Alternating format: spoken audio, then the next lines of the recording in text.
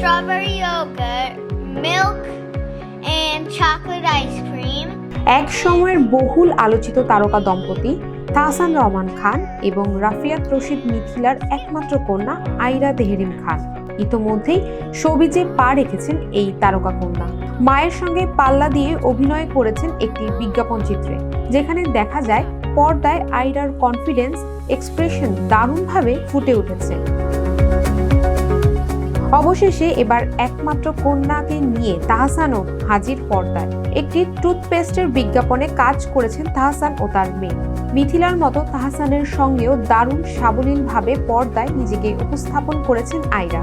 তা দেখে নেটিজেনরা বলছেন, এই মেয়ের চর্চা চালিয়ে গেলে শোবিজে বাবা মায়ের মুখ উজ্জ্বল করতে পারবেন। আইরা ছোটবেলা থেকেই বাবা তাহসানের সঙ্গে গান করেন, সাথে বাদ্যযন্ত্র বাজাতে জানেন। সেই মুহূর্তগুলো তাহসান একবার সোশ্যাল মিডিয়ায় শেয়ারও করেছেন। তখন থেকেই অনেকে ধারণা করেছিল মেয়ে হয়তো বড় হয়ে বাবার মতো জনপ্রিয় কণ্ঠশিল্পী হবে, তবে তার আগেই আইরাকে দেখা গেল অভিনয়ে।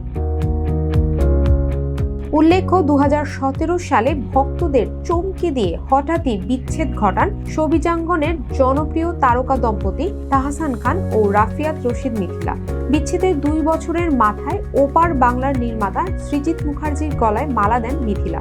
অন্যদিকে চলতি বছরের শুরুতেই তাহসান খানও মেকওভার আর্টিস্ট রোজা আহমেদকে বিয়ে করেন।